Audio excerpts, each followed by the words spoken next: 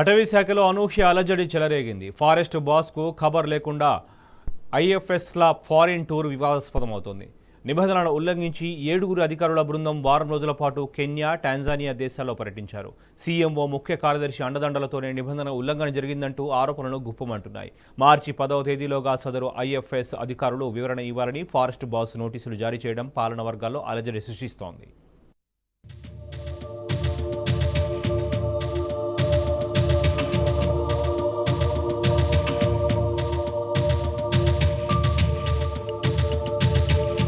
అటవీ శాఖలో అనూహ్య అలజడి.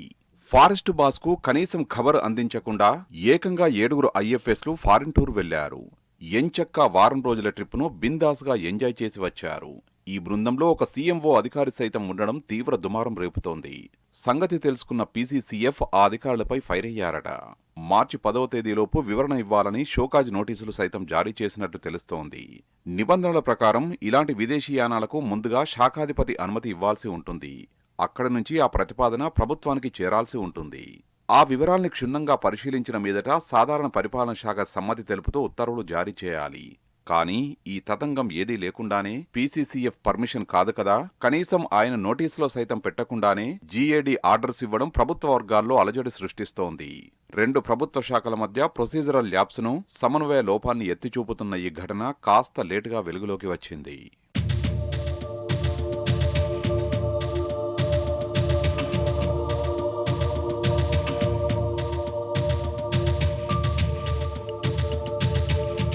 Forest department chief RM Dobriyal నోటీసులో లేకుండా సాగిన అధికారుల విదేశీ పర్యటన ఇప్పుడు హాట్ టాపిక్గా మారింది. ఎకో టూరిజం ప్రాక్టీసులు, వన్యప్రాణి సంరక్షణ వ్యూహాలపై కెన్యా, టాంజానియా దేశాల్లో అమల్లో ఉన్న విధానాల్ని స్టడీ చేసే ఉద్దేశంతో అటవీ అభివృద్ధి సంస్థ తరపున ఈ ఫారిన్ టూర్ ఖరారైంది. తన ప్రమేయం లేకుండా జరిగిన ఈ తతంగంపై పీసీసీఎఫ్ తీవ్రంగా మండిపడ్డట్లు వినికిడి. ఆలస్యంగా వెలుగులోకి వచ్చిన ఈ ఉదంతం అటు అటవీ శాఖ, ఇటు ప్రభుత్వ వర్గాల్లో తీవ్ర చర్చనీయాంశమైంది. ఫారిన్ ట్రిప్కు వెళ్లిన వారిలో ముఖ్యమంత్రి కార్యాలయంలో ముఖ్య కార్యదర్శిగా ఉన్న డాక్టర్ చంద్రశేఖర్ రెడ్డి ఉండడం గమనార్హం. ఫిబ్రవరి 20-27వ తేదీల మధ్య స్టడీ టూర్ పేరిట తెలంగాణ ఫారెస్ట్ డెవలప్మెంట్ కార్పొరేషన్ తరపున ఈ బృందం విదేశాల్లో పర్యటించినట్లు తెలుస్తోంది.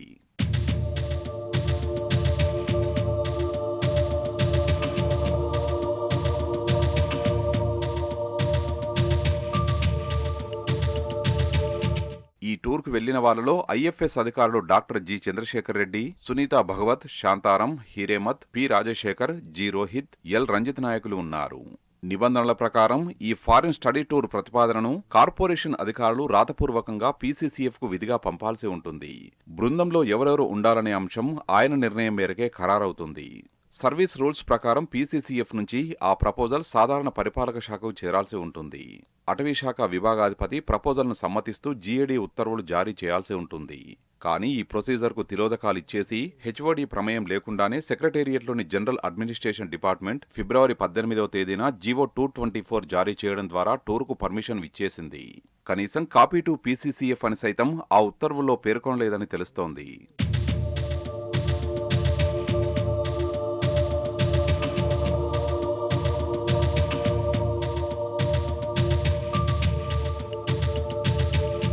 ఒక విభాగాధిపతి ప్రమేయం లేకుండా డీఓపీటీ నిర్దేశించిన కోడ్ ఆఫ్ కండక్ట్ను ఉల్లంఘిస్తూ 7 ఐఎఫ్ఎస్ అధికారులు ఫారిన్ టూర్కు వెళ్లి రావడం పెద్ద దుమారమే రేపుతోంది.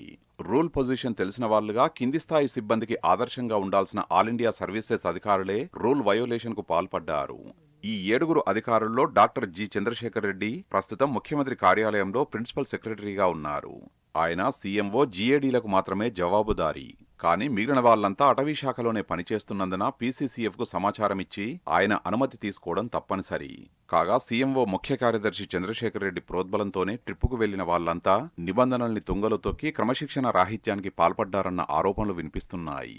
భవిష్యత్తులో ఇలాంటివి పునరావృతం కాకుండా కట్టుదిట్టమైన చర్యలు తీసుకోవాలని పీసీసీఎఫ్ డోబ్రియల్ పట్టుదలతో ఉన్నట్లు తెలుస్తోంది.